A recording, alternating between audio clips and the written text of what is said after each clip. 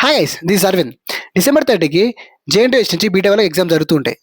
R18, R25 and R22 వాళ్ళకి. కాబట్టి వాళ్ళ గురించి నేను కొన్ని ఇంపార్టెంట్ పాయింట్స్ చెప్తా, ఎలా పాస్ అవ్వాలి ఎగ్జామ్స్ అని.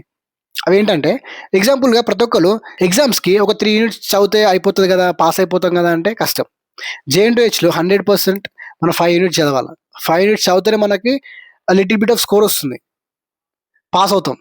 ఓన్లీ 3 యూనిట్స్ చదవడం వల్ల పాస్ అవ్వం గైస్. ఎవరైనా సజెస్ట్ చేస్తుంటే అది మొత్తం రాంగ్. అండ్ ఇంకోటి ఏంటంటే, మీరు ఎగ్జామ్ రాసేటప్పుడు ప్రతి ఒక్క క్వశ్చన్ అటెంప్ట్ చేయాలి. Not only 3 units, not only 4 units. మీరు ప్రతి ఒక్క క్వశ్చన్ అటెంప్ట్ చేస్తేనే మీరు ఈజీగా పాస్ అవ్వగలుగుతారు. మీరు స్కోర్ బిల్డ్ చేయగలుగుతారు. మీకు ఒకవేళ హై స్కోర్ రావాలన్నా అండ్ ఆల్సో మీరు పాస్ అవ్వాలన్నా కూడా మీరు అన్ని యూనిట్స్ రాసే రావాలి. ఎందుకంటే ఒక జేఎన్టీహెచ్ పేపర్ కరెక్షన్ చాలా హార్డ్ ఉంటుంది.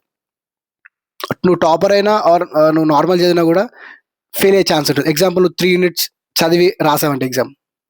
కాబట్టి మీరు ఎగ్జామ్ రాసేటప్పుడు మీ కోర్ బిల్డ్ చేయాలనుకుంటే బీటెక్లో మీరు ఈజీగా బిల్డ్ చేసి ఎలా బిల్డ్ చేయొచ్చు అంటే, ప్రీవియస్ క్వశ్చన్ పేపర్ రీసెర్చ్ చేసి ఏం క్వశ్చన్స్ వస్తున్నాయి ఏంటి అని ఇవన్నీ రీసెర్చ్ చేస్తుండాలి.